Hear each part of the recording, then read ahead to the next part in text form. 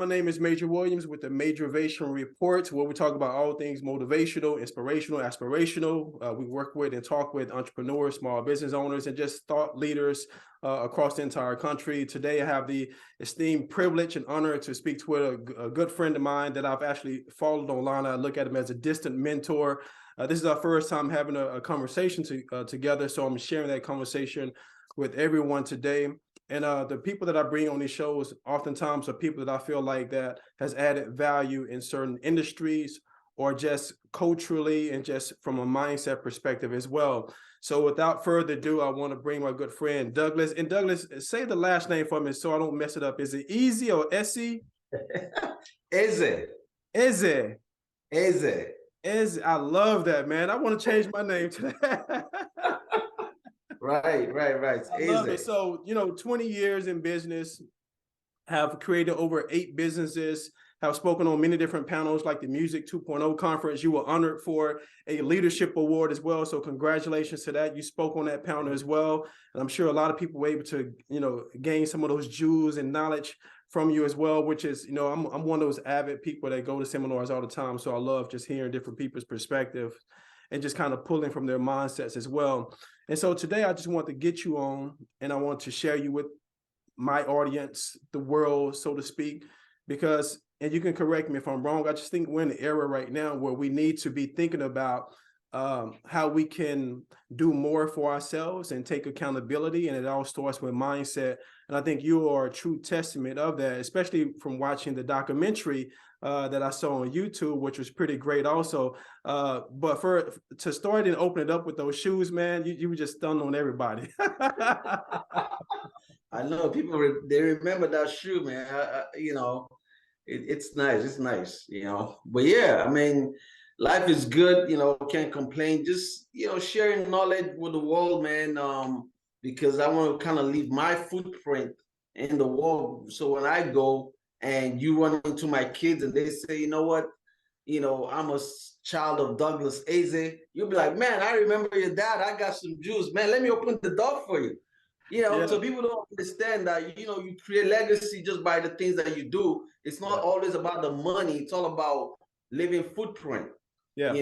Making sure things are set up correctly, in every areas of your life. So that's what I'm just doing, man, just sharing knowledge. And I think that's great too, because even with what you do, because I've been studying financial service for the last 2 years, I'm on the cusp of getting my license also for insurance. So I'm learning a lot about the leverage and the opportunities in the financial services. And some of the educational stuff that I didn't know is that the most millionaires are made in financial services. Can you kind of speak to that for the audience and just kind of bring people into that fold? Because a lot of people think of insurance as just like death insurance, and they don't know the multiple layers of benefits that is actually a part of that. And it's a great incubator and foundation, would I say, for creating generational wealth. Could you speak to that a little bit? You are so right about that, man. Financial services, especially the insurance industry, the life insurance industry, is the untold secret. Everyone will be a real estate broker, want to do this and all that, which is great. We don't have nothing against that, but man, you got to drive people around. You got to check their credit. You got to do all this. They got to have a job to get life insurance. I mean, to get real estate. Yeah. But with insurance, man, if you focus and find the right company and understand the business and how huge this industry is, that was what got me. Because when I got my license, my mentor back then said, man, this is an industry that controls 75% of the wealth in the world. I'm like, what? That's a huge market. Right. And everyone is a client. Babies are clients, seniors are clients. And then when you start understanding the industry and start seeing all the stuff you could do inside this industry, you could write one ticket and make $1 million. It just depends on who's the client. Now, those clients are hard to get, but they are there. So you got to put yourself in a position to be able to deal with regular people, regular income, and massive income. Right. So for example, if if I'm friends with like a Warren Buffett, or I know someone that knows him and they refer him to me, he's not buying $100,000 of life insurance. Right. Because he's looking to protect his net worth, and that's in the billions. Now, this is where you need to be more sophisticated, because somebody like a Buffett is not going to want to pay for that insurance out of pocket, because he understands that he can actually finance it. And that's another level of insurance where you could go to a high net worth individual and say, listen, I could show you a program to protect your net worth, and I'll get a bank to pay for it. Like, what? That's another level. And then guess what? The bank pays for it. I get paid great income for it, because the bank is not interested in paying for 100,000. The bank wants to pay for $1 million a year, 2 million, 3 million, 5 million. Banks make money loaning money out. That's true. And they love life insurance. They love life insurance more than they love real estate. A lot of people don't know that. No, that's true. I mean, you just dropped so many gems in that, just, that conversation alone, man. I think a lot of people are going to be like mind blown just from that perspective as well, too. But what I was looking into, and I just want to ask you, like, being in business over 20 plus years and founding 8 different companies and whatnot, and specifically in the financial industries, you have Largo Financial Services. What kind of prompted you to get into this industry beyond what you just shared, but also to found the actual company and empower other individuals educationally? Yeah, so when I first started, man, I didn't knowledge for yourself and just became independently successful, but you've created an actual company that's actually going out and attempted to educate, not attempted to, but you've educated, hundreds of thousands of people in regards to what you're doing. Exactly. When I got into the industry, my book, I talk about how I was waiting table at IHOP. I was 24 years old with just a high school diploma from West Africa, Nigeria, no college degree. And somebody gave me a business card while I was waiting table on them. And she called me and I went to meet her. And she said, hey, you need to come to my office so we could talk. I went to the office, and I was in an opportunity meeting, and I got to see folks like you and I that are making money. I pulled up, I got, well, I didn't pull up because I didn't have a car. Metaphorically, you pulled up. Exactly. I saw the parking lot full of BMWs, Mercedes-Benz. And I'm from Nigeria. We love nice things. So I'm like, man. So I went in, guys are in suits, women are looking sharp, black women, black guys. I'm like, oh my goodness. I just humbled and sat down and just listened and watched everybody. And I said, man, I gotta do this. And I went to the lady and she said, listen, you know what? You need to get me a top 25 list. I'm like, man, I don't know anyone. She said, well, you need to get that. That's the only way we could see people, because there's no lead program or nothing. So I basically started riding the metro, going to different metro stations and getting people to fill out a college education survey. And they filled it out, they put the information, because I just said to them, listen, my company is doing a survey on college education on kids. Can you help me fill this out? Human beings want to help other human beings. It's just the nature of the beast. Now, some people said no, but a whole lot of people say yes.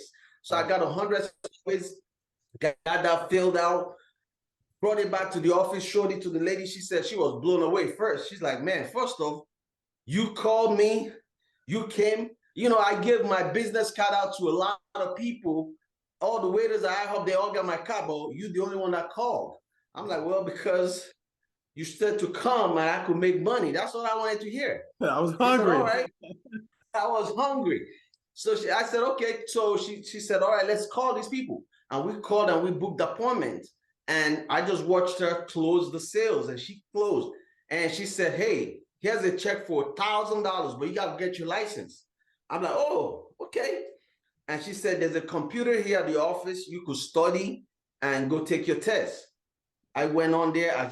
It was all question and answer. I didn't read the book because, what am I reading? I didn't read the book. I just question and answer. Memorized that stuff, went and took the test, knocked it out. First time. Boom. I came back, I got my license. She gave me a check for $1,000. And she said, you know how much I made? I said, no. She showed me her check. She made $10,000. I'm like, man, this is the business I want to be in. Right. I don't have to rob nobody. I don't have to rob nobody. I don't have to steal. I don't have to sell drugs. I could make this kind of money.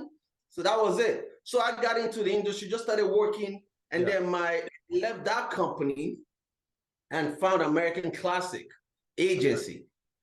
And then my mentor at American Classic, his name is Mike Cody, he's passed away now. He said to me, he said, listen, Douglas, you know, now that you're making over 100,000 income, this is the right time for you to set up your company, your own LLC, so that you could get your commission in that LLC, so you don't have to pay all this money in taxes. Right. I said, that makes sense. So I got my license. I went and got my insurance, my company registered, Lago Financial Services. And that's how I got that name. I got it, you know, I didn't know. I actually called one of my buddies that lived in Beverly Hills, and he has a company called Beverly Hills Brokerage. And I asked him back, I said, why did you pick Beverly Hills Brokerage? He said, well, if people look on Yellow Pages for a broker and they'll see Beverly Hills Brokerage, they'll call him. I said, makes sense. Lago Financial Services. I love it. I love it. It's such a great story, and all the dots really connect through that as well too. I was going to ask you, so in all things in creating business, being an entrepreneur, being a business owner, whatever, what would you say has been some of your most pressing challenges over the last 20 years in business, and how has what you do now evolved over the last 10 years? Yeah, you know, in any business you get into, there's always going to be those headaches. There's no easy business. There's no easy way to run a business, even guys that run big businesses. Right. So I started just reading books on successful people, just seeing what they do. Because, you know, you get that stress, I mean, that comes, that negative thought that comes in your mind that tells you, man, you need to quit. Man, I was getting that even when I was running appointments. When I call people's house and they tell me, come on over, and I get there, nobody's home. You get stood up. I'm like, man. You know, I said, what am I going to do? And then, and then I kept thinking, is this all I'm going to ever do? Especially when I'm driving home from an appointment at 1 o'clock in the morning. Wow. I'm like, man, is this how my life is going to be? But then the next day I get up and go do it again. Right. So I actually got into a book of a guy, a Republican guy that became president, but he wasn't president back then. He owned a bunch of real estate company, and I read his book. And in his book, he talked about being a billionaire, how he lost everything at one time, you know, and he was going to a bank and to beg to get them to give him money. And he said something in his book that I need to remember that book name. I'll give it up. But everybody knows what I'm talking about, you know, Trump. And he said, you know what? He said all his friends that are billionaires, every day they wake up thinking they're going to lose it all. So they put in more work. And he said himself, one night he got a call from his daughter saying, Daddy, when are you coming home? And this was like 10 o'clock. Said, baby, I'm on my way home. I'll be there. And he got home at 11. Then, you know, deal with the baby, deal with her and everything. And then didn't go to bed till 12 midnight. Woke up at 5 a.m., read his newspaper, and boom, back to work again. I'm like, well, you know what? I'm normal. If he's going through that, I have no excuses. Right. No, absolutely. And sometimes it takes those other journeys that you get insight from to kind of give you that reset or that boost, you know. And I've actually found myself with some of the things that you've done and some of the things that you've shared as well too, because in these independent waters that we surf in, you know, there's many different emotional roller coasters, ups and downs, but as leaders, we have to manage those things. And so it's kind of refreshing to be able to either read something or hear from someone who has similar plights and they get through it or whatnot. So that's great. Your phone went off for a little bit. Went off for a minute. Did it freeze a little bit? Yeah. Sorry, but no, I was just saying it's good to kind of be able to lean onto to other people's story and their journey as well too, especially if you have like similar backgrounds or aspirations. So that's always great. So how have you seen the industry change? And one thing about insurance, though, there hasn't been a lot of change because it's been so consistent in regards to what it produces, right? But I would say, Yes. how have you been able to motivate other individuals in your industry? Because like you said, you know, going to an appointment and getting home at 1 a.m, how do you as a leader inspire people to continue to push forward? Because we've all seen that meme where those two individuals are side by side in the mind, right? And one person is right there, one more hit, but they turned their back and walked away, right? So what is your process in conversation with individuals who are kind of frustrated because they don't see the fruits of the labor right now?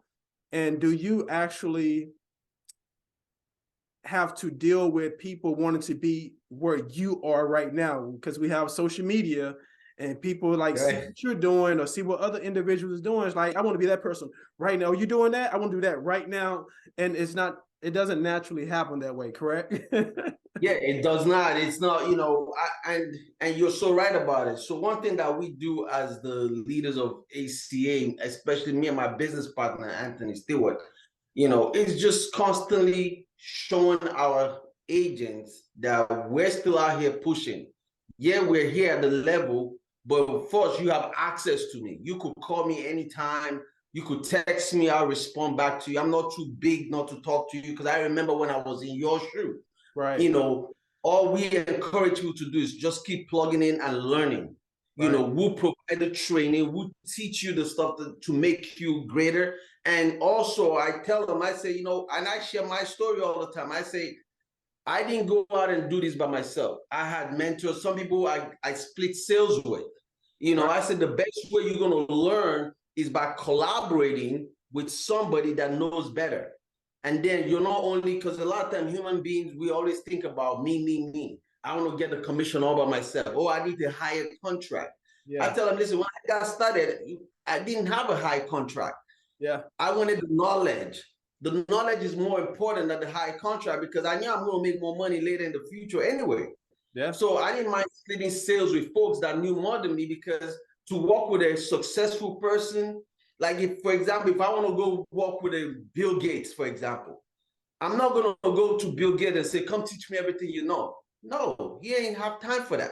Right. But if I bring money to Bill Gates, rich people like money. If I bring him a deal, let's say I got a huge government contract, what billions of dollars or whatever the case may, I mean, I can do it. Go say, hey, Bill, can you come? Let's get this contract and work it together. He's like, yeah, come on. And he's going to open up a lot more doors than that just one contract. So you want to get into the mind of somebody that's successful, bring them business that they will win with so that you all win together. But most importantly, things are changing in the industry every year. Yeah. A lot of companies, the way you're prospecting today is social media, yes. And I encourage my agents, I say, listen, even if it's a video, don't worry about if you got 1 like or 2 likes. It doesn't make a difference. Somebody's watching your video. And remember this, everyone has a fan. Mm-hmm. You have a fan, I have a fan, everyone has a fan. My fan will never do business with you. Your fan will never do business with me. Yeah. They're going to look you up and find you and do business because everybody relates to everyone in different ways. So don't get worried about what somebody else is doing. Focus on you and show your video, share your knowledge, even if it's a knowledge about one little thing that you think, oh, everybody already knows. No, they don't know. Right. Share your knowledge. Absolutely. And I always tell people it's about your personal perspective. We can say the exact same words, but my approach, my swag, my persona just gives it a different meaning to the people who it actually impacts, right? No different than the next person. And that kind of brings me full circle to my next question is that, so you're from Nigeria, right? Right.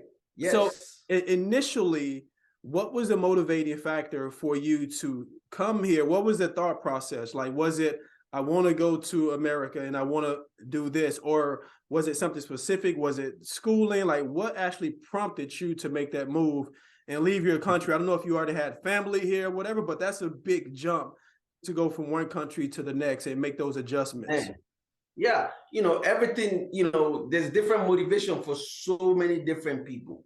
Yeah. You know, I knew America, it was in my radar, but I didn't know if I was gonna get visa to come to America, because you need visa, Right. you know, to travel to come. You know, British, you know, right there, United Kingdom was right next to us. They're the colonizers. I didn't want to go there because there's too many Nigerians there. Right. So, you know, Canada, I was 18, I was able to get in there, but I knew this was the final bust of America is where it's at. But the real story that got me motivated to say, you know what, I need to do it at age 18 instead of later was this story. I never shared this story with nobody before, so you're getting it for the first time. Let's go. So one of my boy, you know, we're good friends now. He lives here in America. He's a U.S. citizen. His parents, he was a Nigerian, you know, he's Nigerian, but his parents gave birth to him here in America. Okay. So his parents brought him back to Nigeria to go to school, to finish up in high school, to just do about maybe 2 more years, just so he could have the African experience of high school. Nice. Now, yeah, so, you know, he came, good-looking brother. And, you know, me and my crew, we were the ones, I mean, we were like 16 years old, 15, 16.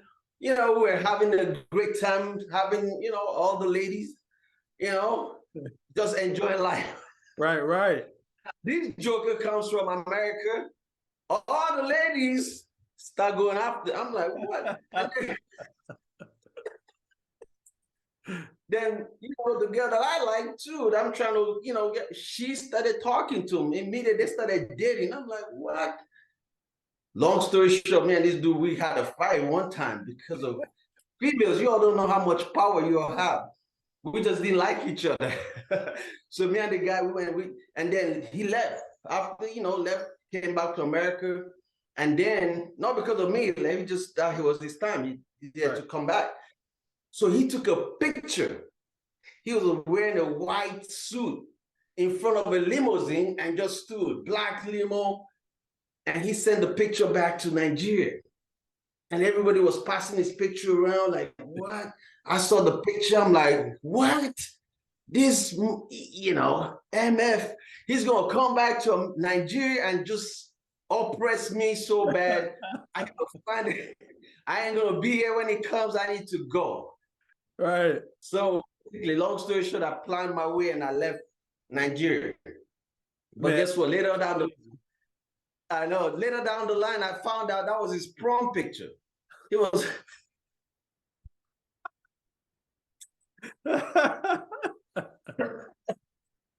prom, man. Oh my gosh. That's crazy, yo.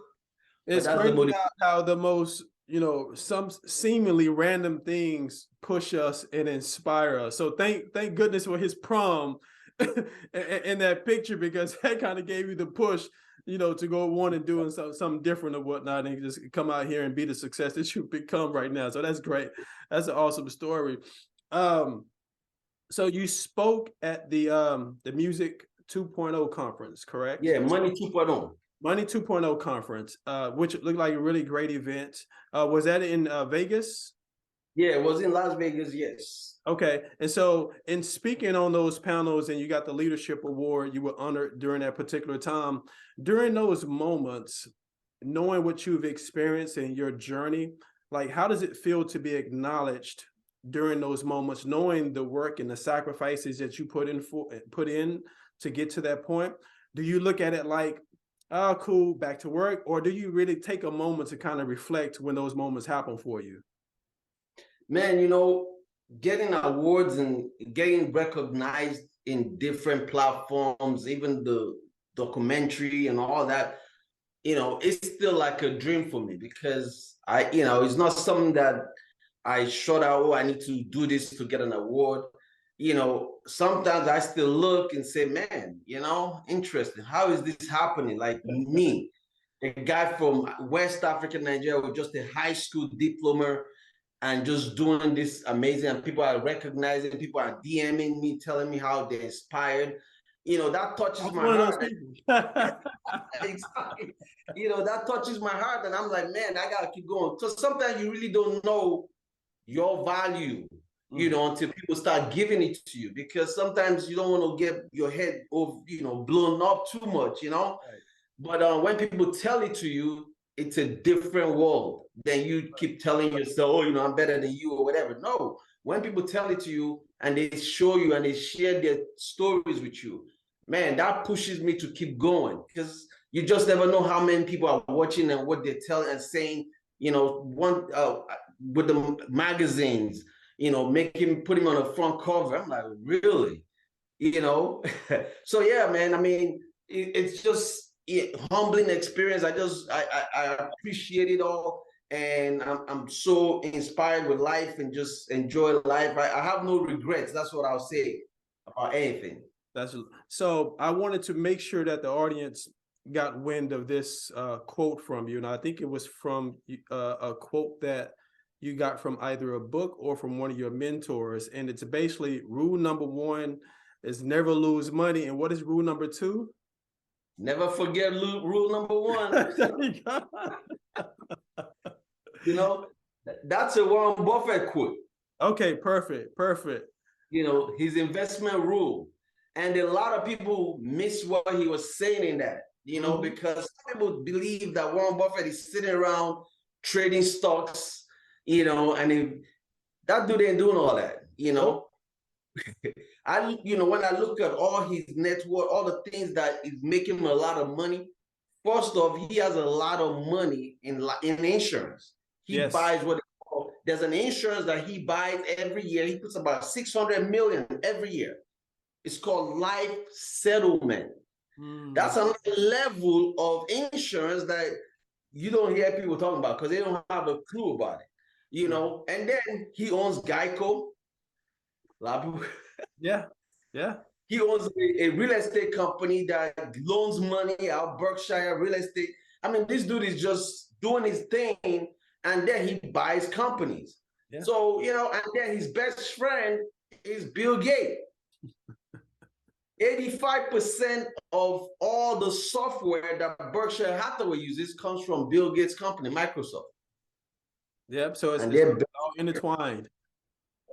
It's all intertwined. And so how important is it for individuals coming up, whether it be financial services, whether it be entrepreneurs or small business owners trying to scale their businesses, how important is it for them to align themselves with a supportive circle? You know, the people that you surround yourself with, and what's been your experience with that as well? And how do you weed those ones out who come around and kind of take away from your energy? Because it's something that's in my industry, I'm sure in your industry also, it happens. People are attracted to the allure. People are attracted to whatever the finances may be or the opportunity may be. So how do you kind of navigate those waters? And finally, I know that's a lot, but finally, how do you balance your personal time in regards to your health and your wellness, and just tapping into your mental health space with that as well? Yeah, definitely. You know, one thing I'm a big believer in, you get whatever you put out. You know, if you plant positive seeds, you're going to harvest positive harvest. So whenever I go anywhere and when I'm doing business, now there's going to be sometimes the negative is going to sneak in, you know, but guess what? They don't last long. You know, they're going to fall out somehow. They're going to get out. So, but you got to stay consistent, or else you're going to fall into the trap of running into wrong people and inviting wrong people into your life. So if you consistently plant positive seeds, no matter how difficult it's going to be, no matter how much somebody else messes up and hurts you, you stay consistent. Don't change you because of what somebody else did. And I give everybody a benefit of the doubt, and I'll give them the opportunity to prove themselves, whichever way they want to prove themselves, right? So when I align myself with business partners or deals, I make sure I find people that are smarter than me. There's, you know, one of my buddies, before I do any real estate transaction or buy any business, I call him first. I said, dude, let's get into this business together. And he's like, okay, tell me about it. He said, I tell him he does, because I know he's a researcher. He'll go pull up everything, ask the right question, because I don't know what questions to ask. Right. But he can ask the question. When he says, Douglas, let's do it, we go in on it 50-50. You see what I'm saying? And we go in on it together, and we go do the business together, and we buy whatever the company is or whatever we need to do. And then I know he's going to manage it, and he's in IT. So he knows what to do. So, find yourself somebody that you trust, that you don't have to second guess whatever they're doing, And so, so that's how I do that. And that's how I put my heart out when I travel abroad. People ask me, man, you wearing your jewelry, I'm like, yeah, was not, because guess what? I surround myself. I mean, when I go, I remember traveling to an African country, because I like going to different African countries. Yes. And I went into the rural area, just meeting a guy on the beach, and he was like, we started talking. If you see him, you're like, man, I gotta get away from this dude. Man, he took care of me, making sure nobody messed with me, right? And he took me to the real. Took me to the farms, told me about our country, told me about the agriculture that they have, introduced me to his grandpa. I mean, it was fun. We had a good time. So that's how you do. Life is all good. When is your time is your time. Nobody can stop that. For sure. For sure. Well, I will say this, man. I think your story is absolutely amazing. I think a lot more people need to hear your story. Especially in the climate that we're in right now. So many people are hard on themselves, or in a place in their lives where they're probably down themselves. And so I like to use this platform as to be like a storyboard that kind of uplifts and inspires people to say, you know what, if he can do it, I can do it also. And just kind of, inspire them, and that was the whole point and purpose of creating this Majoravation platform or whatever. So from my heart to you, I just want to say thank you so much for everything that you're doing. Thank you so much for your story. And thank you just being just someone that other people can kind of lean on, whether it be from afar or from your actual circle as well, too. I think a lot of times, it's important that we give the roses, while we're still living, right? And so this is me, your roses, to say thank you so much. And it's great to have you on the show. I look forward to having you on the show again. I'll be in your area in the next month or so maybe we can do it in person as well too. But let's do it, anything, is there, where can people find you before we wrap up? Where can people find you, and where can they follow you on social media if they want to just follow some of your tools and tips that you share online and whatnot? Definitely. And before I do that, let me answer your last question, which was personal life and health. Yes, that's so important. Yes. That is so important. At the end of the day, your health is your wealth. And that is so true, when it comes to that. So I tell people, never look at other people, what they're doing. You could exercise, you could walk around your neighborhood, get your heart beating. You could do certain things. Like I work out every day, but not like somebody at the gym showing up, he's trying to be the muscle man of America. No. When I get tired, I'm done. I go relax and do something else.